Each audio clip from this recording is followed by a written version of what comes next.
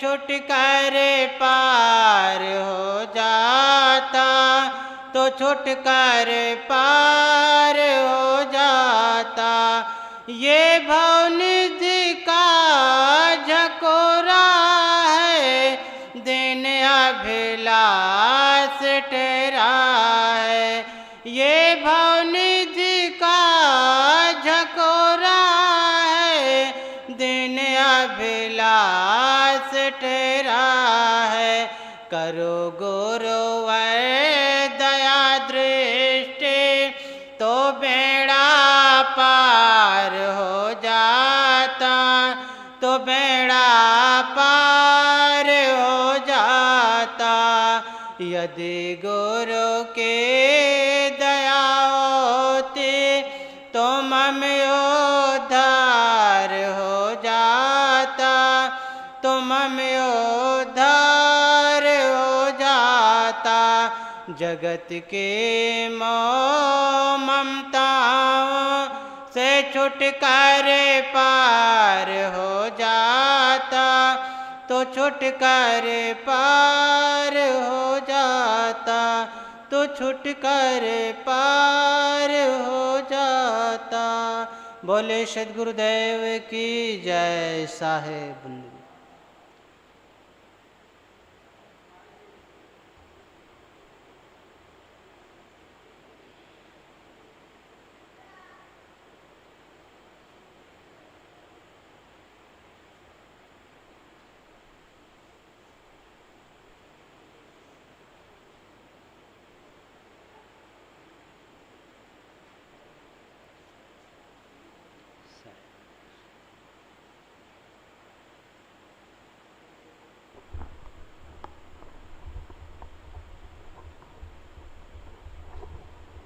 Hello.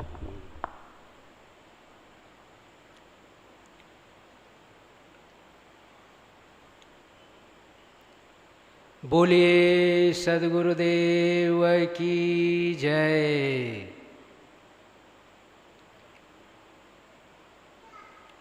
परम पूज्य गुरुदेव जी, अर्चनीय वंदनीय संत समाज, सत्संग प्रेमी सज्जनों, श्रद्धा मूर्ति देवियों,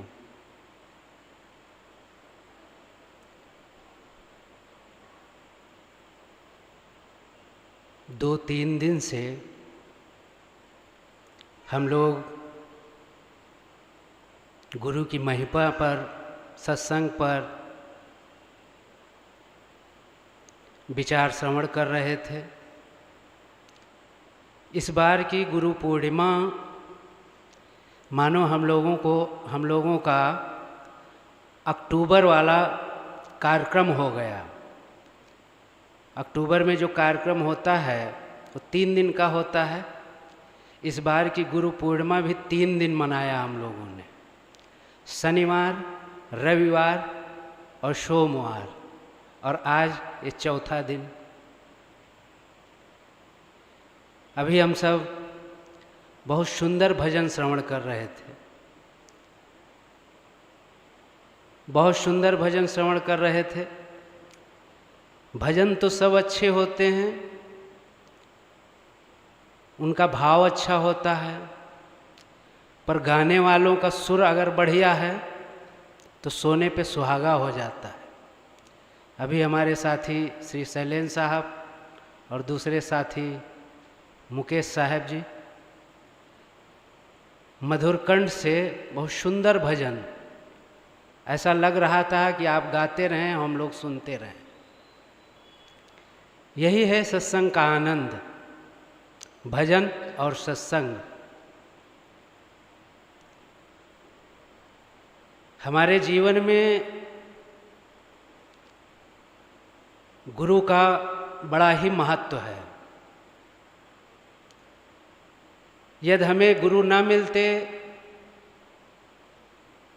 तो शायद हम आज यहाँ नहीं होते।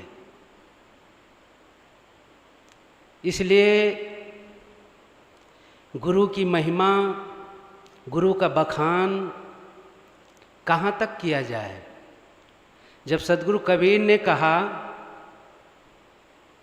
कि सब धरती कागज करूं, लेखनी सब बन राय, सात समुद्र की मस करूं, गुरु गुण लिखा न जाए। तो हमारी क्या बिसात कि हम गुरु के बारे में कुछ कहें, फिर भी हम गुरु के प्रति कृतज्ञता तो ज्ञापित कर ही सकते हैं, उनके उपकार को लेकर, उनकी अहत की कृपा जो हम पर है, बिना स्वार्थ बिना लाग लपेट के जो उनकी कृपा हम पर बरस रही है, ये सबसे बड़ी देन है गुरु की। दुनिया में बिना स्वार्थ का कोई नहीं है जीवन। जो जिससे जुड़े हैं स्वार्थ के हित, यदि उनका स्वार्थ सधता है सामने वाले से तो उसके साथ है। जिस दिन स्वार्थ नहीं बना उस दिन उससे अलग हो जाते हैं। ये सब की दशा है। घर परिवार में टूटन क्यों होती है? उसका रीजन यही कि स्वार्थवश एक दूसरे का संबंध बनाते हैं। लेकिन गुरु और शिष्य का संबंध, गुरु और शिष्य का संबंध तो निस्वार्थ भाव का होता है। स्वार्थ तो चेले का होता है, गुरु तो निस्वार्थी होते हैं। हमारा स्वार्थ था, हम आए, गुरु जी से जुड़े, गुरु जी ने कृपा की, शरण दी और हम लोगों को एक अच्छा माहौल मिला, जिस माहौल में हम सुखपूर्वक जी रहे हैं। इसीलिए ये गुरु पूर्णिमा मनाया जाता है कि गुरु के प्रति कृतज्ञता ज्ञापित करें और उनके उपकार और उनके वचनों को याद करके जीवन अपना सफल बनाएं। इस संसार में दो प्रकार के व्यक्ति होते हैं। पहले वैदिक जमाने में कहा जाता था आस्तिक और नास्तिक, लेकिन आज कुछ ईश्वर को मानने वाले हैं तो कोई गुरु को मानने वाला है। लेकिन कुछ लोग ऐसे भी हैं कि वो गुरु को शत्रु समान समझते हैं। कहते हैं गुरु की पूजा क्या पूजा है, गुरु तो मनुष्य हैं और मनुष्य की पूजा कोई पूजा होती है।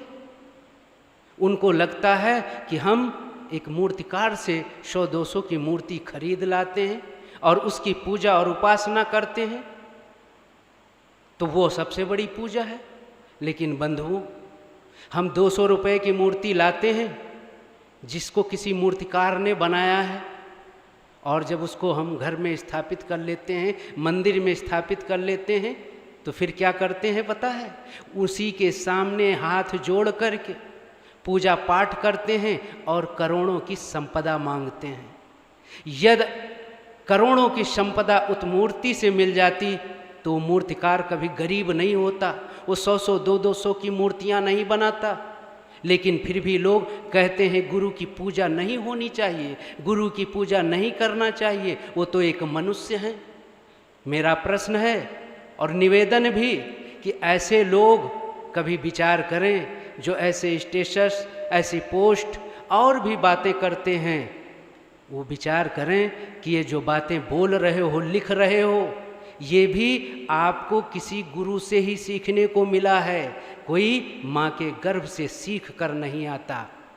जो बाहर हम आते हैं तो बाहर हमको गुरु सिखाते हैं। इसीलिए कहा जाता है जीवन में 8 गुरुओं की चर्चा होती है, माता पिता दाई अध्यापक आदि याद करके अंतिम में सद्गुरु की बात आती है। मैं कहता हूँ 8 नहीं 60 गुरुओं की ज़रूरत है, और 60 नहीं जीवन भर गुरु की ज़रूरत है। हमको जिस दिशा में, जिस क्षेत्र में, जिस चीज़ का ज्ञान नहीं है, अगर हमको सामने वाले से उसका बोध होता है, उसका ज्ञान होता है, तो वो हमारे लिए गुरु है। हमें किसी ने शिक्षा दी, पढ़ाया लिखाया, योग्य बनाया, तब आज हम ऐसी पोस्ट कर रहे हैं। वो भी तो इंसान थे। अगर सरस्वती से ज्ञान मिलता तो विद्यालय नहीं होते। अगर लोगों की दुआओं से काम चलता तो औषधालय नहीं होते। फिर भी लोग अपनी अपनी बातें करते रहते हैं। मैं कहता हूँ जिस दिन गुरु की कृपा मिल जाए, जिस दिन गुरु से कोई जुड़ जाता है, उसका अनुभव तो वो साधक ही समझ सकता है, वो गुरु भक्ति ही समझ सकता है, जो गुरु के सामने नतमस्तक हो गया है, जिसने अपने को सुपुर्द कर दिया है।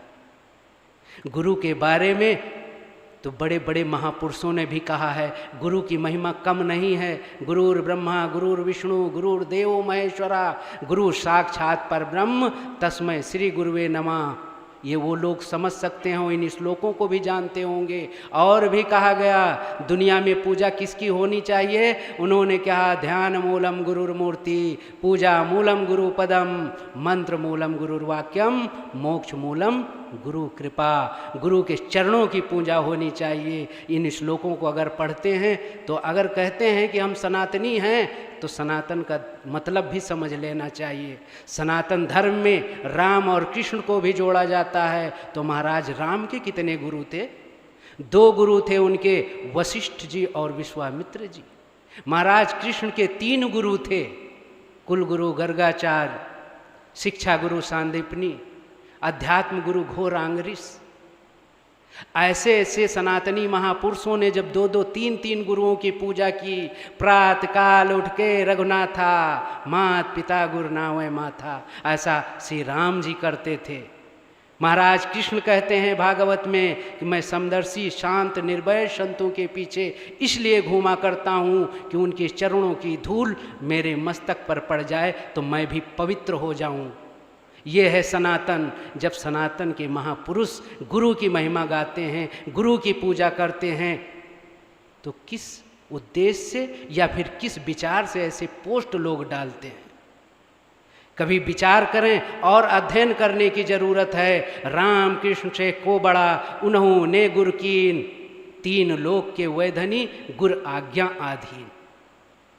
ऐसी चर्चा करने वाले महापुरुष जब बताते हैं तो उनकी बातों को हम एक्सेप्ट नहीं कर पाते। ये वो लोग ऐसा कहते हैं जो कभी ना तो संत ना गुरु और ना कभी अपने माता पिता का चरण स्पर्श किया होगा। ऐसे लोग कहते हैं कि गुरु की पूजा नहीं करनी चाहिए। अरे गुरु की पूजा मात्र हिंदू ही नहीं, बुद्ध जैन सिख सब लोग मनाते हैं। यहाँ तक कि जिस परंपरा में गुरु होते हैं, और गुरु तो हर परंपरा में है, क्या है मुसलमान पीर कहते हैं, अन्य लोग गुरु कहते हैं, कोई अपने ढंग से कहता है, अपने ढंग से कहता है, लेकिन पूजा तो गुरु की होती है, करते हैं और करना भी चाहिए। यदि हम गुरु से नहीं जुड़ेंगे तो हमारा जीवन कभी बदल नहीं सकता। लोग कहते हैं उस गुरु से क्या मिलेगा, मिलेगा तो भगवान से मिलेगा। साहजोबाई चरणदास जी एक संत हुए हैं, उनकी प्रथम शिष्या थी सहजोबाई। उनका एक पद आप इंटरनेट पे सर्च करेंगे तो एक पद और 2-3 साखी बस मिलते हैं, लेकिन वो बड़े महत्वपूर्ण हैं। उनका पद है कि राम तजूं पर गुरु न बिसारूं, राम तजूं पर गुरु न बिसारूं। और अंतिम में उन्होंने कहा हर तज दूं पर गुरु को तजूं नहीं। वो हरि को तजने के लिए तैयार हैं पर गुरु को नहीं तज सकती। ऐसा क्यों? क्योंकि गुरु की कृपा उनको मिली थी और गुरु के ज्ञान के माध्यम से उन्होंने आत्मसात कर लिया था। गुरु की महिमा, गुरु की कृपा तो उन्होंने जाना था। और जो कोई गुरु महिमा जानता है तो फिर वही कह सकता है कि मैं हरि को तज सकती हूँ, भगवान को तज सकती हूँ, लेकिन गुरु को नहीं तजा जा सकता, मैं गुरु को नहीं छोड़ सकती हूँ। ये बहुत बड़ी बात है बंधुओं, ये बहुत बड़ी बात है। कोई व्यक्ति हो, उसका सामने रखा हो बड़ा मूल्यवान चीज़ रख दिया जाए और उससे कहा जाए कि भाई आप ये जो लिए हो इसको छोड़ दो, इस मूल्यवान को चीज़ ले लीजिए, तब वो कहे कि नहीं मैं उसको छोड़ सकता हूँ, इसको नहीं छोड़ूंगा। बस वही बात गुरु के लिए है कि मैं हरि को तज दूंगी लेकिन गुरु को नहीं तजूंगी। इसलिए गुरु की महिमा सर्वोपरि है, गुरु की महिमा सर्वोपरि है। और जो कोई गुरु के चरणों में झुक जाता है और तन मन वचन सबसे गुरु के पक्ष में होता है, उसका जीवन धन्य है। वो तो स्वयं सुखी होता ही है और दूसरों को भी सुख प्रदान करता है, क्योंकि जो सुखी होता है वो सुख देता है और जो दुखी होता है वो दुख देता है। जिसकी दुकान में जो सामान है वही देगा। तो जो संत गुरु से जुड़ जाता है स्वयं तो सुखी रहता है और दूसरों को भी सुख प्रदान करता है। इसलिए गुरु की महिमा है। गुरु से जब हम जुड़ जाते हैं तो गुरु से हमें मिलता क्या है, गुरु से हमें क्या मिलता है जिसके लिए हम गुरु को छोड़ने के लिए तैयार नहीं हैं। हम भगवान को छोड़ देना चाहते हैं लेकिन गुरु को नहीं छोड़ना चाहते। एक छोटी सी कहानी सुनाऊं। एक गुरु और शिष्य जंगल के रास्ते से चले जा रहे थे। धीरे धीरे सूर्य अस्त होने लगा। चेले के मन में थोड़ा घबराहट सी हुई। उसने कहा गुरुदेव थोड़ी देर में शाम हो जाएगी, अंधेरा हो जाएगा, तो मेरे विचार से कि कहीं पर विश्राम स्थल खोजा जाए जहाँ ठीक ठाक हो और रात्रि विश्राम कर लिया जाए। गुरुजी ने कहा कि हाँ बेटा तुम सही कह रहे हो, मेरा भी विचार यही है, चलो थोड़ा आगे देखते हैं, वहाँ धुआं उठ रहा है, लगता है वहाँ पर कोई तो होगा मनुष्य, तभी तो धुआं उठ रहा है। चेले ने कहा ठीक है। थोड़ी दूर जाते हैं तो उस पगडंडी से बगल में एक छोटा सा गांव होता है जिसमें 2-4 घर होते हैं। 2-4 घर होते हैं। गुरुजी नीचे उतरते हैं, जाते हैं, सामने एक पहला घर मिलता है, वो भी टूटी फूटी झोपड़ी। दरवाज़ा खटखटाया, गुरुजी अंदर से एक व्यक्ति निकला, दीनहीन गरीब लाचार। उसने संत को देखा, सौभाग्य समझा। जो गुरु की महत्व समझते हैं, संत की महत्व समझते हैं, उनके दरवाजे पर कभी भी कोई संत आ जाए वो भीतर से प्रफुल्लित हो जाते हैं, मगन हो जाते हैं। वो बस चाहते हैं कि क्या मैं कैसे सेवा करूं। लेकिन जिन्होंने कभी संत गुरु के पास भी नहीं पटका, वो संत गुरु की महिमा को क्या जाने। प्रथम भक्ति संतन कर संगा, दूसर रत मम कथा प्रसंगा, सातो सम्मो मैं जग देखा, मोते अधिक संत कर लेखा। ऐसा गोस्वामी जी कहते हैं। वैसे वो गरीब व्यक्ति निकला और गिर गया चरणों में, कहा प्रभु धन्य भाग हमारे जो आप हमारे घर पधारे। आइए भगवान। ले जाता है अंदर, जलपान की व्यवस्था करता है, बैठाता है और आसन की व्यवस्था कर देता है। फिर थोड़ा पूछता है कि गुरुदेव कुछ हमारे बारे में बताएं, हमारा भविष्य कैसे उज्जवल होगा। गुरुजी ने पूछा कि तुम जंगल में रहते हो, ये तुम्हारे सामने जो ज़मीन पड़ी है, तो कहे हमारी है। तो कहे कि इसमें तो कुछ लगाते नहीं हो। उसने कहा ये बंजर ज़मीन है, ऊसर ज़मीन है, इसमें कुछ फसल पैदा नहीं होती। तो कहे कि कमाई का स्रोत क्या है तुम्हारा। उसने कहा कि महाराज एक भैंस है, उसी की सेवा करता हूँ और उसी का दूध बेच देता हूँ, उसी से हमारा जीवन निर्वाह चलता है। गुरुजी शांत रहे।